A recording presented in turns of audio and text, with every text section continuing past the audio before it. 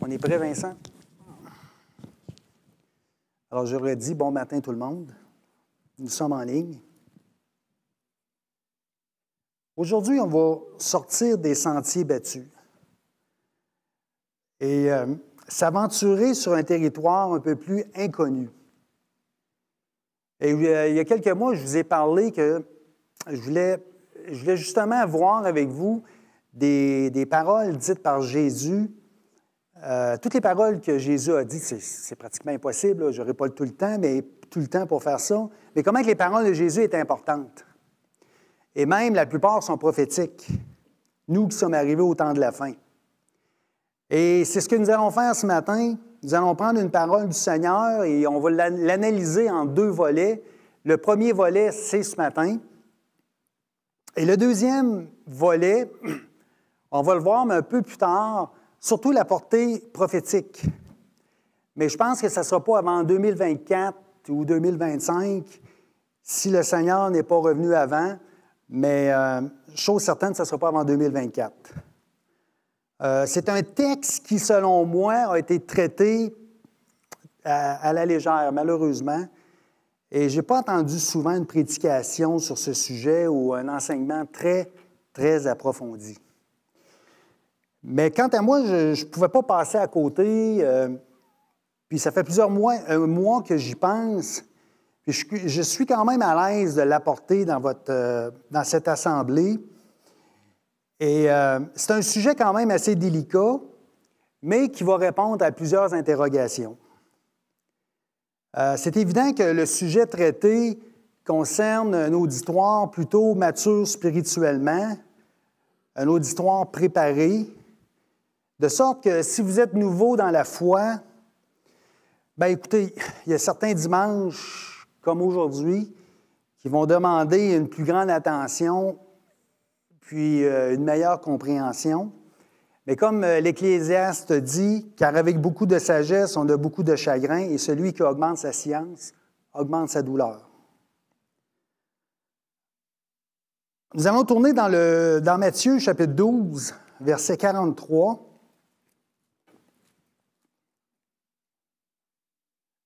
Matthieu, chapitre 12, verset 43. Le titre du message de ce matin, c'est « Le retour du mauvais esprit ». Le retour du mauvais esprit. Matthieu, chapitre 12, verset 43. Il est dit, et c'est tiré de la Bible second, « Lorsque l'esprit impur est sorti d'un homme, il va par des lieux arides, cherchant du repos, et il n'en trouve point. Alors il dit, je retournerai dans ma maison d'où je suis sorti, et quand il arrive, il la trouve vide, balayée et ornée. Il s'en va et il prend avec lui 7 autres esprits plus méchants que lui. Ils entrent dans la maison, s'y établissent, et la dernière condition de cet homme est pire que la première. »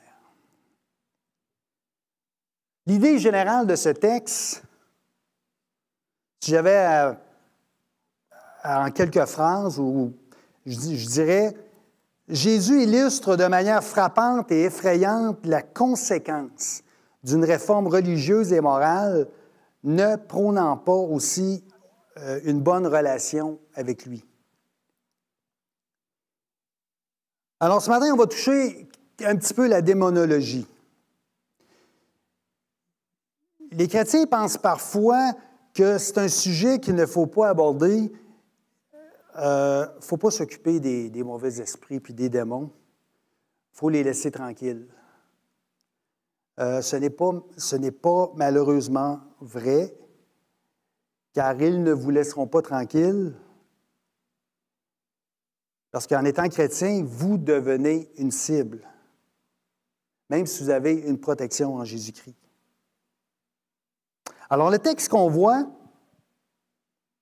vous avez noté que le personnage principal de ce texte, c'est un esprit impur. On peut dire un mauvais esprit, un démon, un ange déchu, dont les caractéristiques néfastes ne sont pas mentionnées. Il y a différentes sortes de mauvais esprits. Et il faut dire que les Écritures ne laissent pas beaucoup de place à des esprits qui donnent leur état d'âme comme ça. C'est rare qu'on voit ça, un esprit qui parle et qui se laisse aller un petit peu dans quelques versets de la parole de Dieu. Parce que la parole de Dieu, c'est un livre qui est édifiant. Et je dirais que l'Ancien Testament traite du sujet, mais très brièvement à quelques occasions. Mais pour le Nouveau Testament, c'est différent. Parce que justement, Jésus est venu dans le monde pour dénoncer ces puissances diaboliques, les mettre à nu parce qu'il les a vaincus sur la croix. Il les expose publiquement. Alors, il y a plusieurs passages dans le Nouveau Testament traitant de ce monde invisible.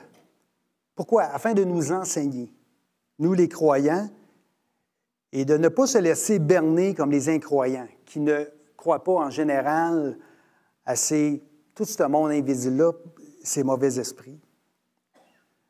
Alors bref, ce sont des esprits démoniaques qui se sont rebellés contre le Créateur et qui sont devenus des créatures du même type que leur maître.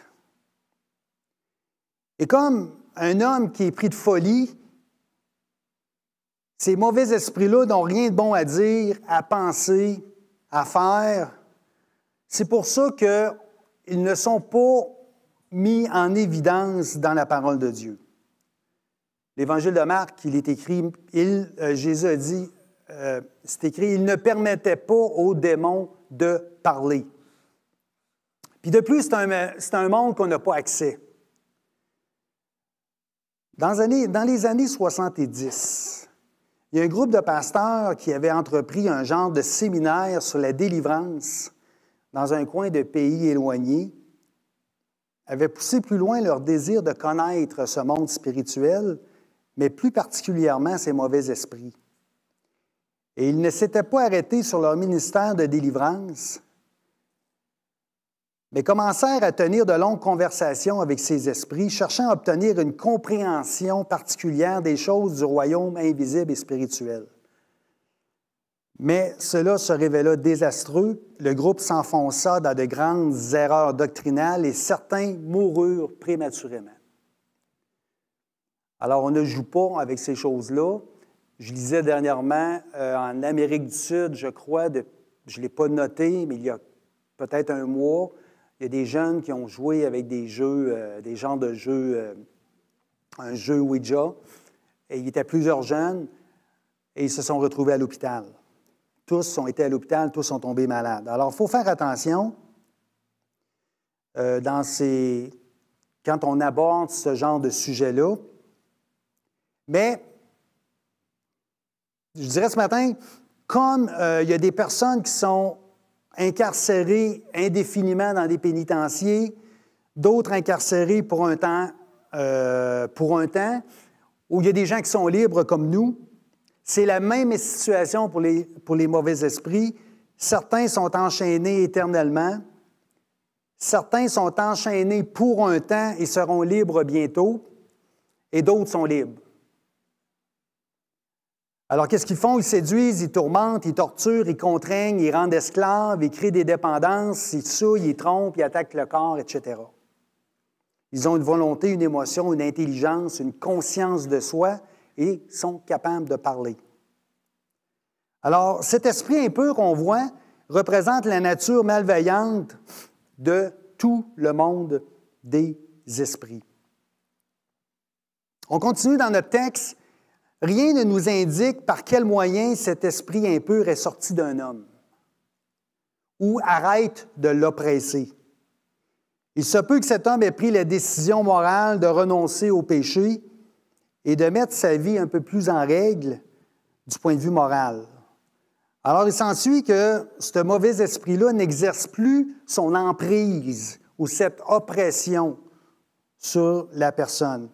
Il se peut également, le texte ne nous le dit pas, que Jésus ait chassé ce démon, mais que, comme dans le cas de bien des gens que Jésus a purifiés et guéris, il n'a pas cru en Jésus.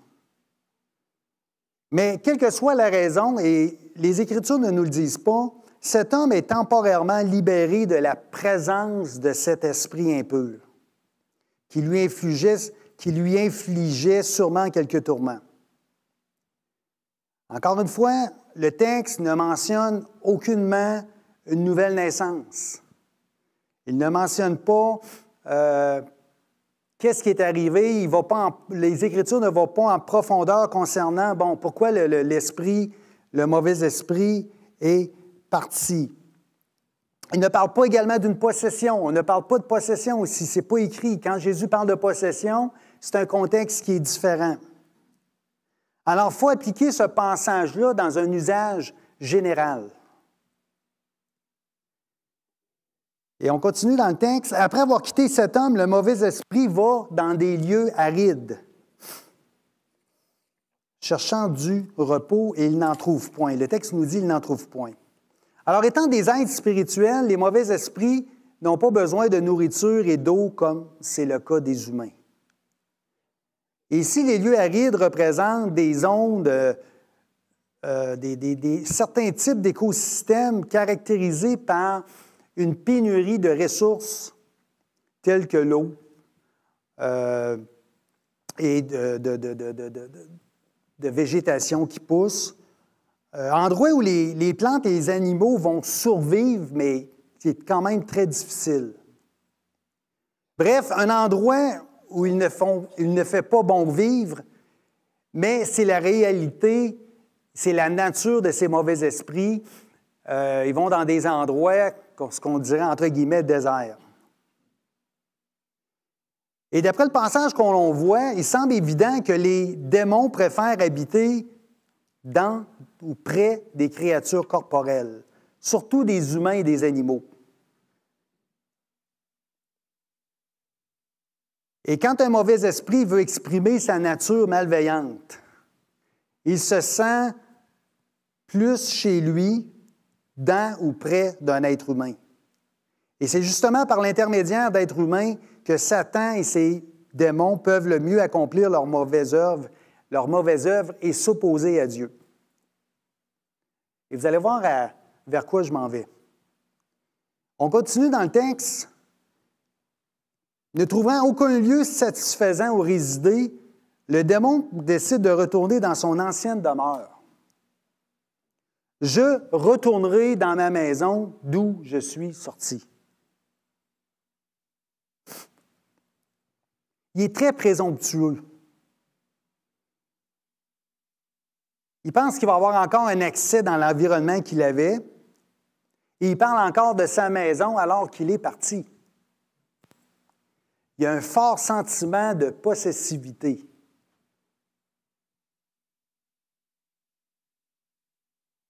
Alors, c'est comme, le texte indique que c'est comme si le démon a encore un contrôle sur cette personne. Alors, ça nous démontre qu'une chose est certaine, c'est que le monde spirituel a une forte emprise sur l'être humain. Et quand il arrive, il la trouve vide, balayée et ornée. Alors, pour le mauvais esprit, cela signifie qu'il y a de mauvaises choses qui sont sorties, parce qu'il est parti. Balayé et orné, ça veut dire quoi? Ça veut dire embelli, décoré. Autrement dit, cette personne-là est mieux installée. Depuis qu'il est parti, cette personne-là est mieux installée. Alors, qu'est-ce que ça signifie? Ça signifie qu'il y a eu une réforme morale qui s'est passée. Sinon, le démon aurait fait une autre constatation. Encore une fois, ici, on ne parle pas de possession, on ne parle pas de quelqu'un qui est né de nouveau. Le texte est dans Matthieu, chapitre 12. Alors, il faut vous le voir comme une situation, comme un contexte général. Qu'est-ce qui est arrivé? Le pouvoir de la propre volonté d'un individu qui a décidé qu'il laissait certaines mauvaises habitudes. Péché, perversion quelconque, Pourquoi?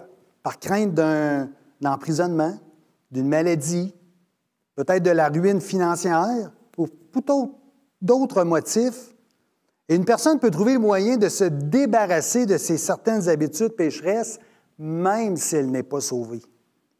Sans le savoir, la personne va déclencher une action morale dans sa vie, démontrant la volonté de contrer les effets pervers du péché. Et vous en connaissez des gens qui ont décidé de, pas des gens chrétiens nécessairement, qui ont décidé de rompre avec des mauvaises habitudes. Mais la moralité vient de Dieu et l'immoralité vient de l'ennemi. Deuxième chose qui est peut-être arrivée, la purification de l'action de Dieu dans la vie de la personne. Même si la personne n'est pas née de nouveau. Dieu peut délivrer une personne, peut toucher une personne dans une assemblée comme ici, sans qu'il y ait nécessairement une marche chrétienne véritable. Pourquoi? Parce que Dieu est Dieu,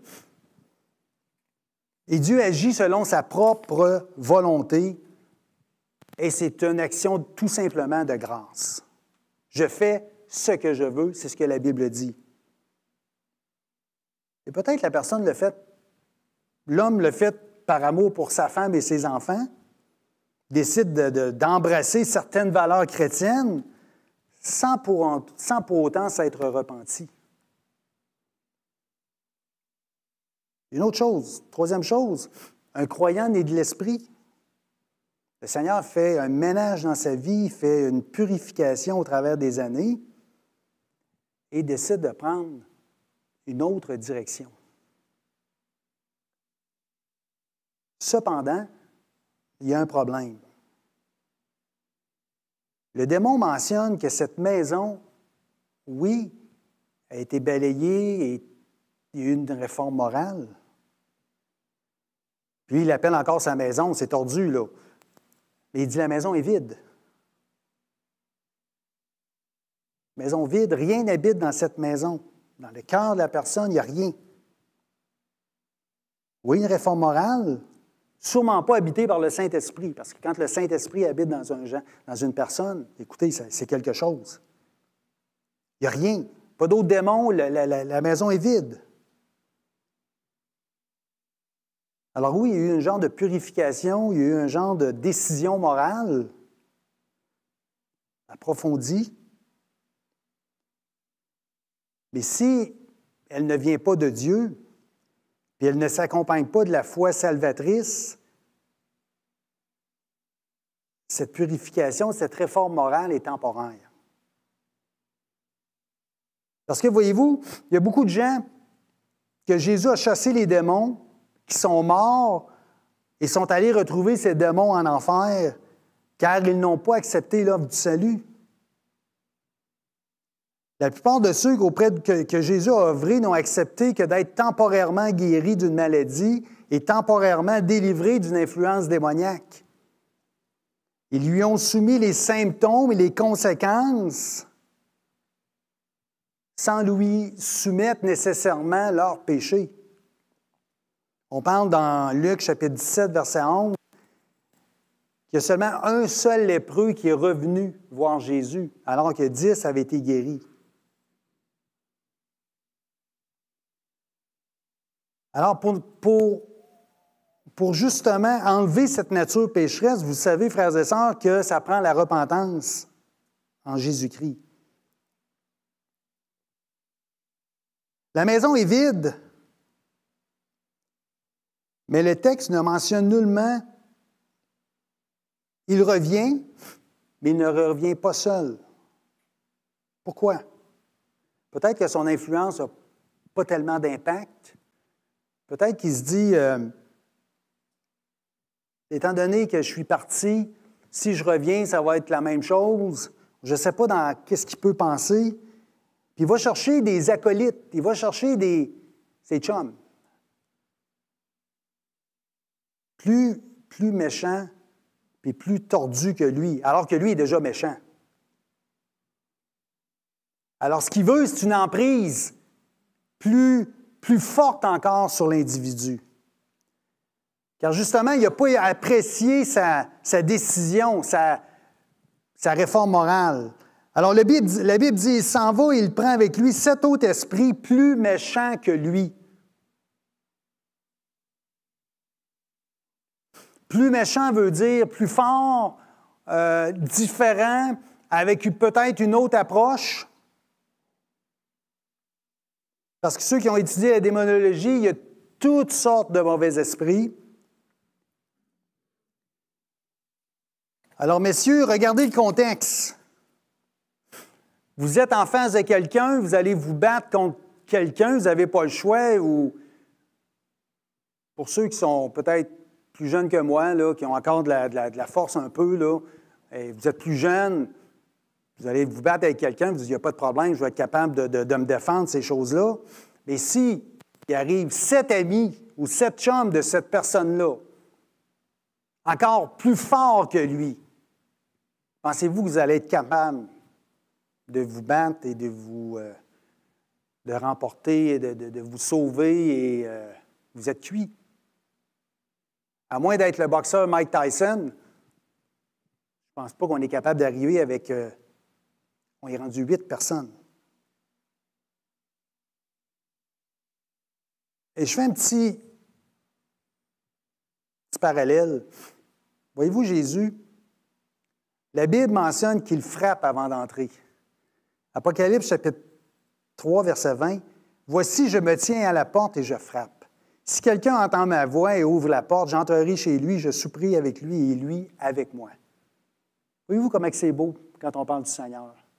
Comment c'est bien? Comment Jésus ne rentre pas comme ça? Mais ces mauvais esprits-là, ils n'ont pas de classe. Ils ne frappent pas.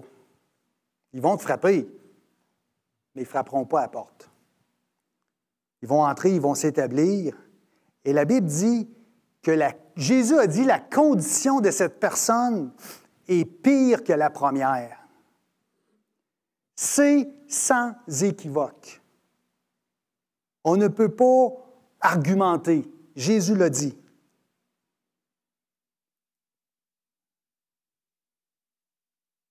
On est dans Matthieu. Jésus parle aux Juifs. C'est certain qu'il y a une application pour le peuple juif dans le texte. Jésus s'adresse à Israël. Génération méchante, des Juifs. Et pendant la captivité à Babylone, les Juifs ont renoncé à l'idolâtrie. Et durant près de 2000 ans, ils ne sont jamais retombés en tant que peuple dans l'idolâtrie comme ils avaient fait auparavant. Mais toutefois, maintenant que le Messie est là, ils sont satisfaits de leur cérémonie religieuse. Vous voyez, la maison a été balayée, a été ornée, mais la maison est vide. Ils se satisfont dans des traditions morales, dans leur religiosité, puis ils n'ont pas besoin de Jésus. Alors, ils sont en train d'ouvrir la porte à quelque chose de plus dangereux. Leur condition est pire que la première, et on va le voir dans le temps de la fin, alors que les Juifs vont être de connivence avec l'Antéchrist pendant les grandes tribulations. Et Jésus veut démontrer qu'ils sont dépourvus de toute sagesse et de discernement spirituel. Pour l'Église, le parallèle pour l'Église, vous savez, des gens dans notre entourage, dans notre famille proche, des inconnus qui ont fréquenté nos assemblées. Il y en a qui n'ont pas été touchés par l'Évangile, qui ont été des gens de passage dans l'assemblée. Par contre, d'autres ont manifesté un intérêt pour l'Église. Ils ont même participé au culte du dimanche, aux activités de l'Église. Touchés par le Saint-Esprit, ont suivi le Seigneur. Certains délivrés par la puissance du Saint-Esprit. Et même certaines de ces personnes continuent d'être présentes aujourd'hui, mais sans avoir fait un pas de foi. Ou ils viennent à l'Église sporadiquement. Et leur vie chrétienne est parsemée de victoires et de revers. Et il y a d'autres personnes touchés par le Saint-Esprit, qui sont même repentis, qui ont une vie nouvelle, ont cheminé pendant un certain temps dans l'Église, mais ont abandonné l'Église. Puis leur marche chrétienne, vous en connaissez ces gens-là. Puis bien des gens étaient des modèles en passant. Mais pour certaines personnes, l'Église, c'est une chose du passé. J'en ai connu. Un couple qui, on a fait c'était un bon cheminement spirituel, Paul-André. Ils ont été même, ils étaient sur la, ils ont fait de la, il y a eu de la louange, ils ont été sur des CA. Et aujourd'hui, c'est quelque chose du passé. Et souvent, on se pose la question, que s'est-il passé? Et qu'est-il arrivé? Les gens qui sont venus à l'Église, les gens qui ont été touchés par le Saint-Esprit, on est dans une Église, il y a eu le mouvement de l'Esprit, vous savez comment ça se passe. Que s'est-il passé? Et les gens étaient là en avant, les gens, il y a des personnes qui chantaient, qui chantaient pour le Seigneur. Il y a des gens qui étaient en arrière, qui levaient les bras, puis qui disaient « Merci Jésus, délivré ». Et Dieu avait fait une action dans leur vie. Et aujourd'hui, c'est choses du passé. Et tu leur parles du Seigneur, c'est complètement oublié. Et il y a des personnes, comme j'ai vu dernièrement, qui ont une marche chrétienne vraiment difficile. Ils ont des hauts, ils ont des bas, ils ont des hauts, ils ont des bas.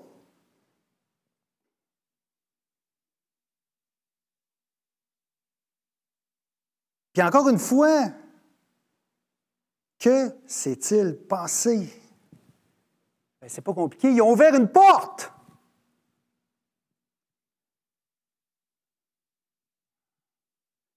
C'est dangereux, l'Église, frères et sœurs. Surtout une Église qui recherche la présence de Dieu, la sanctification, le rejet du péché, l'action du Saint-Esprit. La personne qui va fréquenter une assemblée sera responsable de son comportement vis-à-vis de Dieu, car la présence de Dieu est manifestée.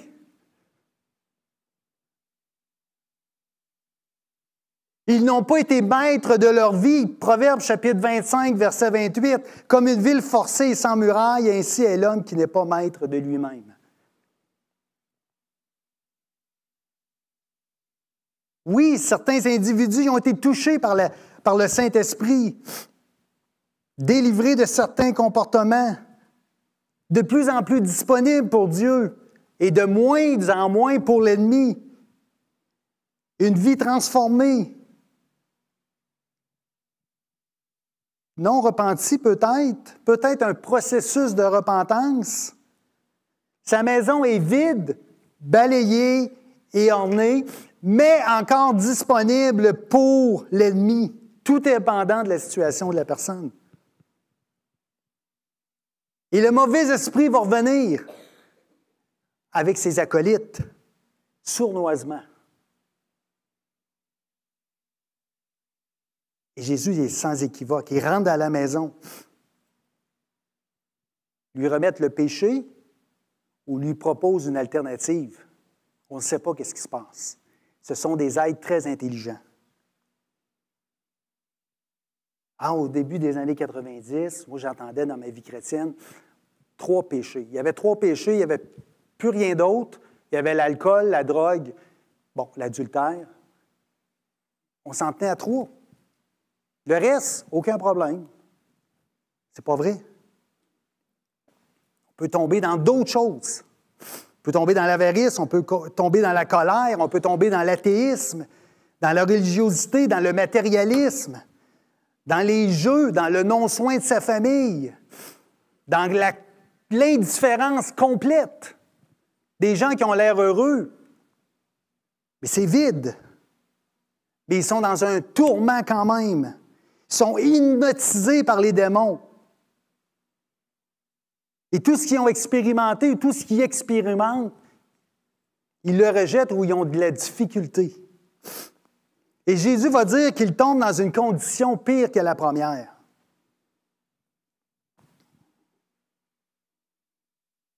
Éclairés par le Saint-Esprit, transformation évidente pour un certain temps. Mais une maison laissée vide. Car à un moment donné, il faut prendre une décision pour Dieu. Mais plus que cela, le véritable croyant qui, après avoir vécu une transformation surnaturelle par le Saint-Esprit, le processus de la nouvelle naissance, la présence du Saint-Esprit, et qui a expérimenté l'adoration, le culte, les paroles prophétiques, la fraternité, la prédication, l'enseignement, qui, par sa propre décision, ouvre une porte et retourne en arrière, laissant sa maison vide. Il ouvre une porte aux puissances démoniaques et il foule aux pieds le Fils de l'homme. Il met Dieu en dehors de sa vie. C'est de la pure folie. Tu as été éclairé par Dieu, mon ami. Qu'est-ce que tu voulais de plus? C'est impossible. La Bible dit qu'on a été racheté à un grand prix. Mais par sa propre décision, il fait un retour en arrière et rouvre la porte.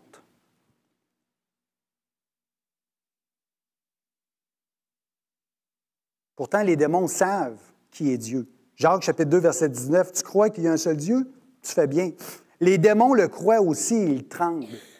Les démons vont trembler, mais toi, tu ne trembles pas, tu reviens dans ta vie. Puis quand ils sont rendus dans ta vie, qu'ils vont t'oppresser, comment vont-ils sortir? Jésus ne donne aucune réponse.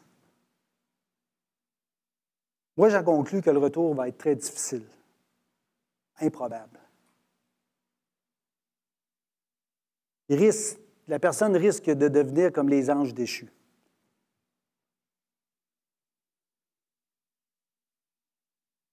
Retombe sous l'emprise d'autorité.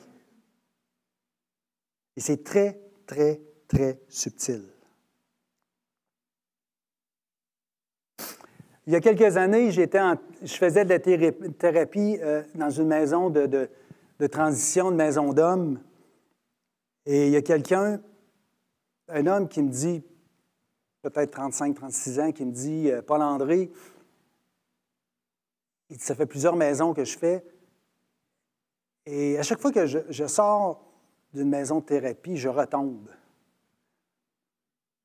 J'ai dit, « Qu'est-ce que tu fais? » Bien, je retombe dans mes anciennes habitudes. Je retombe dans, je crois que lui, c'était l'alcool. Je tombe dans ma colère, dans mon agressivité. Puis, je ne sais pas quoi faire. Savez-vous qu'est-ce que je lui ai dit? Reste en maison de thérapie. Tout simplement. Il dit, voyons, ça n'a pas de sens. Bien, j'ai dit, c'est ça. Pour le moment, c'est ça. Tant aussi longtemps que tu ne seras pas maître de ta vie, c'est très dangereux. C'est ce qui nous attend, frère. Pas ce qui nous attend, mais c'est quelque chose qui peut arriver, c'est quelque chose, c'est très subtil. Et avez-vous remarqué que Jésus ne mentionne pas d'âge de l'individu? Il n'y a pas d'âge, frères et sœurs.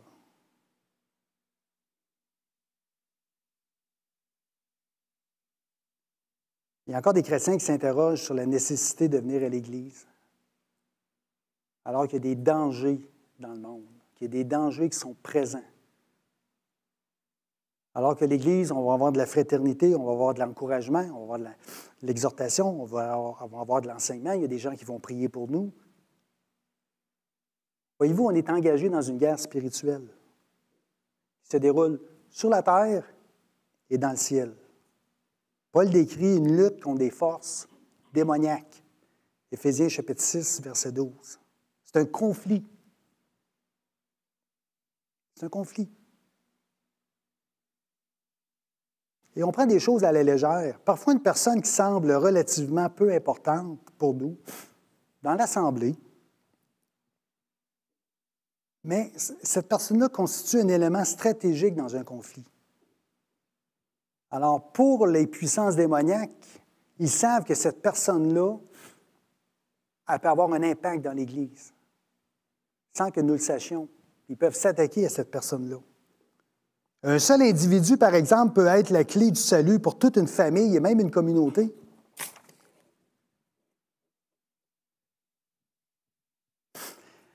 La personnalité humaine est semblable à une ville et que l'invasion démoniaque peut faire crouler ou endommager les murs qui sont en nous. Ils servent à nous protéger. Nous devons nous protéger en tant que chrétiens.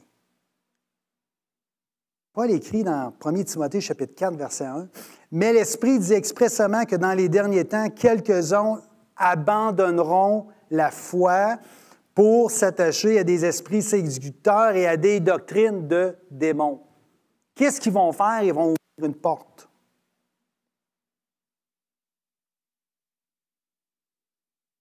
Alors, notre marche chrétienne doit se faire par la parole de Dieu, constamment revenir aux Écritures dans tous les aspects de notre vie.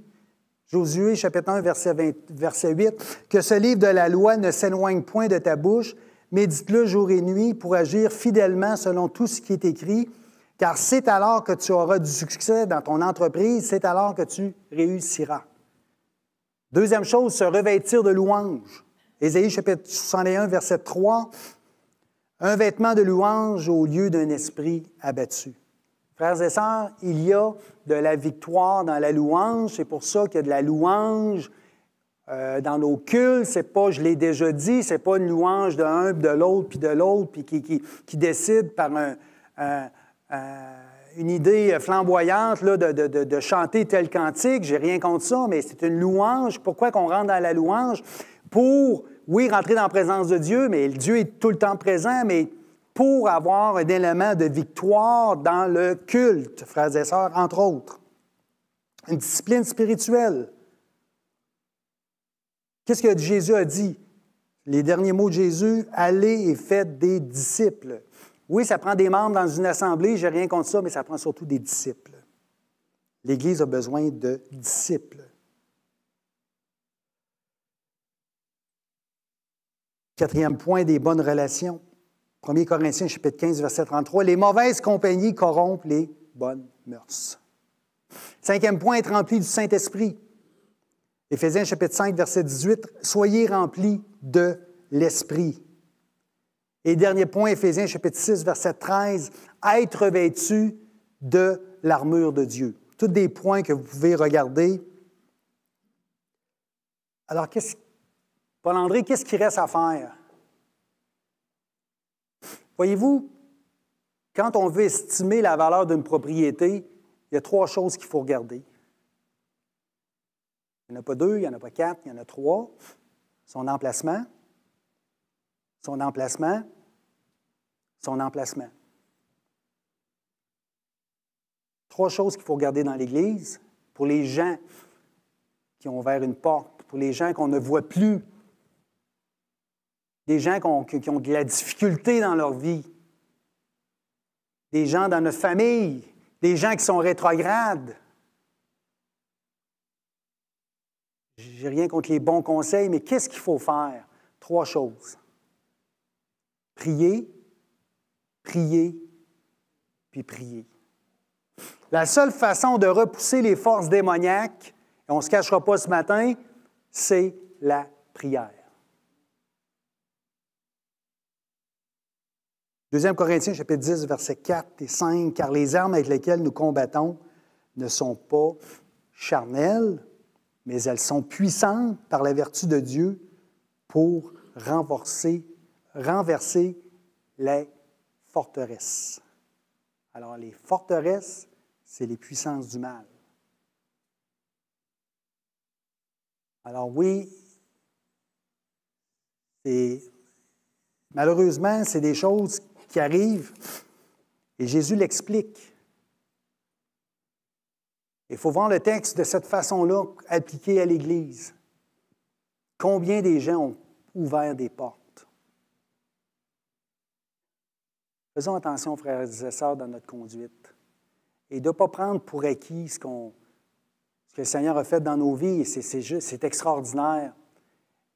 Mais qu'on peut pas toujours, mais qu'on peut ignorer certaines lois spirituelles. Et l'ennemi est toujours là, les forces démoniaques sont toutes. Et des fois, on rouvre des portes pour certaines choses, et ça peut être difficile pour nous. Pourquoi? Justement à cause du texte qu'on a vu.